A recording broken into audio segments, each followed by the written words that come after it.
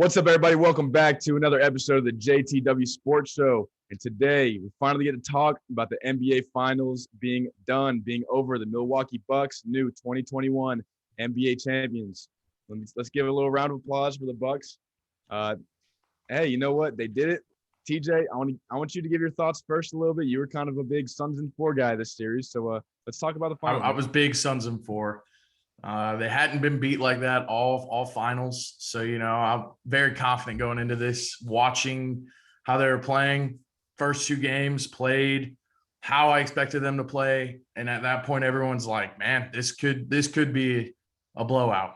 And next thing you know, Giannis turns it around. Drew Holiday turns it around defensively and shuts the Suns offense down to where, 4 straight losses, something they hadn't had since January, the Suns. And I think that's a big game changer, was the way that they played their defense, were able to control both Chris Paul and Devin Booker from making the shots that gives their offense the momentum that it needs. And props to Giannis. He deserves this. We've said it. He deserves this. He proved everybody wrong who was like, oh, he's Will even said it, that how can people say he's unathletic, unskilled, but he does the things that he did in Game 6, especially. He said he's got no bag. I don't give a damn if you have no bag if you're putting up 50 points, 13 rebounds. Facts. Listen, at the end of the day, it's about winning. I don't care how many threes Giannis took. He put up 50 points and walked away with a championship. Who cares? Exactly. That's how I look at it. The point of sports is the point of sports is to win. Remember, if you win, they're not gonna, there's guys in NBA history, in NFL history, all kinds of sports that were great, but they never won. So you kind of, you tend to forget about them. Giannis, that was Game 6 was all him. He was unstoppable. 17 of 19 from the free throw line, which is crazy to think about coming from Giannis. It's a big game changer if you think about it. If he can make his free throws consistently, which hopefully this gives him a boost, be like, hey, why can't I do that all the time? Going into next season, the Suns, on the other hand, great playoff run. Everybody says they got lucky because of injuries and all that. I would say they did get a little lucky. They probably lose in that first round series to the Lakers. If Anthony Davis doesn't, they probably lose to the Clippers if Kawhi doesn't get hurt. But they made it. They were there. You can't knock them for doing what they were supposed to do. You got to play no matter what happens to the other team. Devin Booker had 2 very bad games in the finals, and he had 2 very good games. One of the bad games, he had 10 points, and then in Game 6, he only had 19, which 19, seems decent, but he also shot 8 for 22. Yeah. He was 0 for 7 from 3. That's not going to win. That's not going to win you a championship. I'm sorry. I don't care what anybody thinks. I just want to. Overall, it was a good. No, go ahead. Yeah, I was just gonna say, we talk about the Suns saying they blew it and everything, but I don't want at all ever even think to give anything away from Giannis, and away from the Bucks. Yeah. They played great after those first 2 games. It seemed like the series was over a little bit. It was 2-0 Suns. Well, we said the title of our last video was "Are the Bucks done?" Yeah, and then. Or not our last one, and then our last video we talked about it. Chris Paul's legacy. We talked about Chris Paul's legacy and how it was going to affect that, and then all of a sudden he lost 4 straight games in the playoffs. And apparently that's I want to say it was the 6th or 7th time in his career that he's done that in the playoffs, and it's dang, what's going on?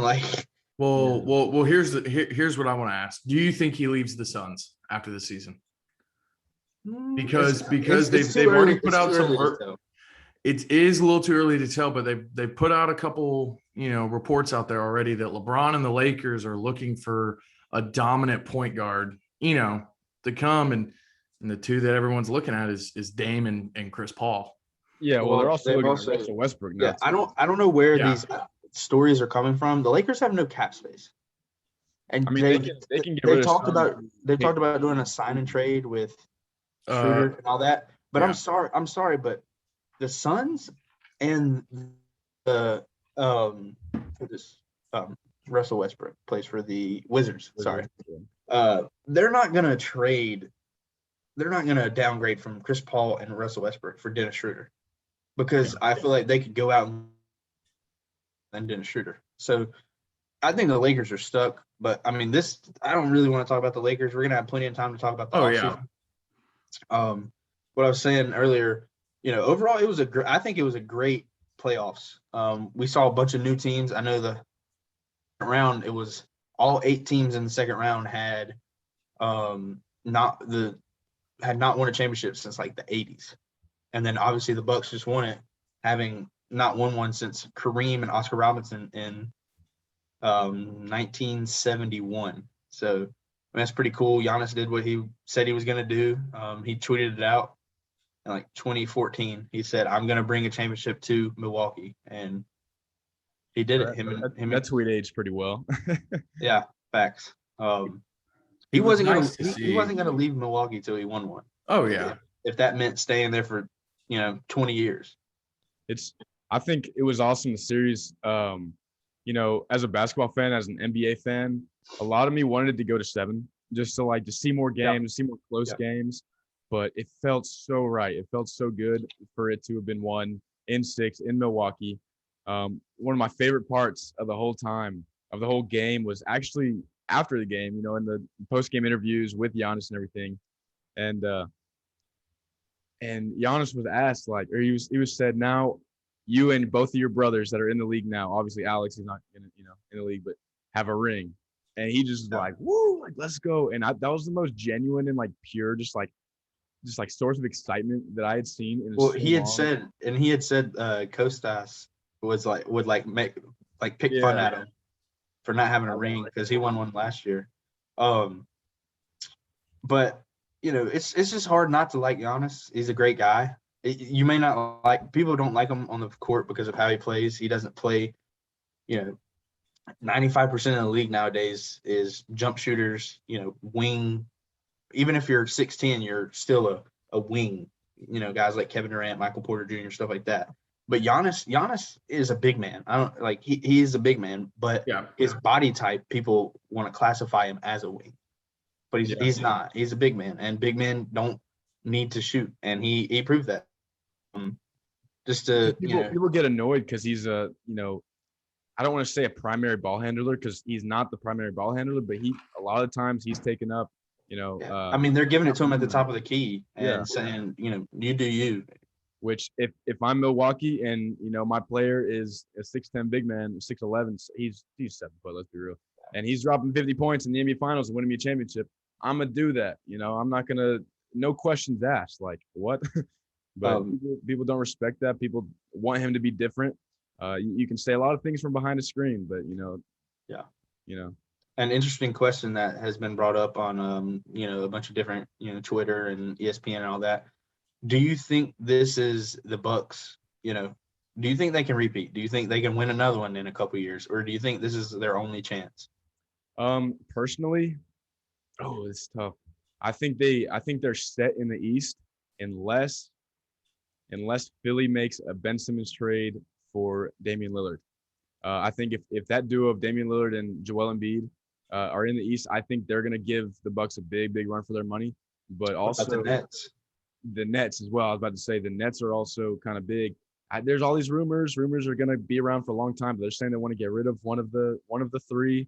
Kyrie Irving would be the one to get rid of, but I don't think it's going to happen. They don't need to. But also in the West, you still got to deal with a healthy LeBron, healthy Anthony Davis, but also this Warriors team, man. People are going to forget how good this team is, and if they can make a push for a Ben Simmons, for a Pascal Siakam, or for another big time 4 or 5 that's got some some veteranship, some experience in the league, they're going to have Klay Thompson back. They're going to have 2 of the best shooters in the league, and they're going to be a force to reckon with. But the Bucks can 100% do it. But not even looking at next season. I'm talking, 5 years into the future. Do you think they're going to have another ring, maybe 2 more? Giannis. I think Yeah. I think Giannis could finish his career with about 3 rings. I say 4. Yeah. I would say at minimum 3, because I mean, you got to think KD is what? KD's like 32, I think. LeBron's, 30, 36. going on 38 now. I don't know. I think he just turned 37. Yeah. He's getting older. Kawhi's like 31-ish.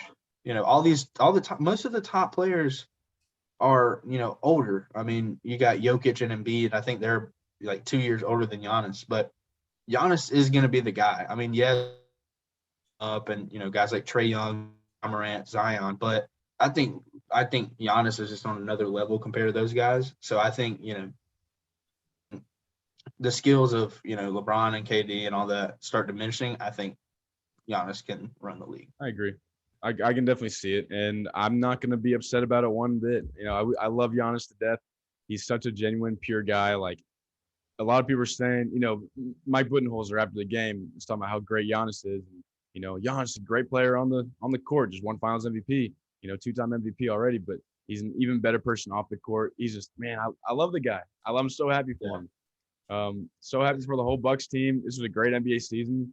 I think we had fun recapping it through the playoffs, through the regular season. And we're still gonna talk about the NBA.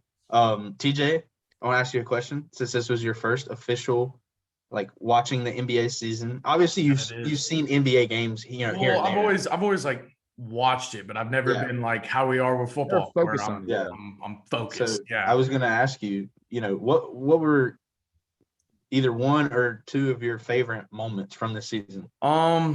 So looking at the season as not talking about like the finals, since that's so like recent. I'm talking about of course.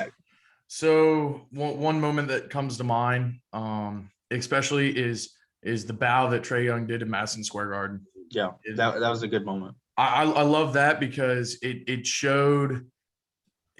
showed a lot to me about Trae Young, and then they showed a comparison where he did the exact same thing in high school, where he's always had that attitude his whole career, and now, you know what I'm saying? So I really enjoyed that. But overall, just the season as a whole, it was nice to be focused on it. It was nice to actually sit down and watch the games and know what I'm talking about. And your basketball knowledge is growing. My basketball knowledge has grown to where now I'm looking into the stuff from the past to where I can actually talk about that kind of stuff now. Like I'm rewatching like recaps of previous seasons, like 2006 and stuff like that, to where it's made me appreciate the sport even more. I always liked basketball, but now like it's like definitely one of my top 3, top 4 sports to truly sit down and watch. And I grew a love for the sport, and it made me appreciate the show even more, because I wasn't just sitting here not knowing what's going on. Yeah. Damn, TJ, that was pretty heartfelt, man. I know, dude. You're gonna make me cry over here. Listen, I'm gonna make everyone cry out there. Now, I mean, I kind of want to give my favorite moment, but I don't know if I can back that up. But we should have let TJ go last. Yeah, I know. Seriously. Now, for me, like the Trae shimmy as a Hawks fan, that was kind of a cool little moment. But anything non-Trae Young, you bias it. I was about to say, as a basketball fan, and this is going to be a little weird, and it's not like a huge moment, but Blake Griffin's first dunk on the Nets really kind of like was really cool to me, because I mean, everyone thought he was getting up there in age. He didn't like being in Detroit, and then he comes to Brooklyn, and he throws down a dunk, and is like, oh, that's the dude I grew up watching. And something that, Will, you kind of like just talked about with all these players getting older and older. Dude, we're coming to an end of an era, and it's coming fast. Yeah. And but I just, again, TJ, I appreciate basketball too, and it's cool. Will, what was your little moment?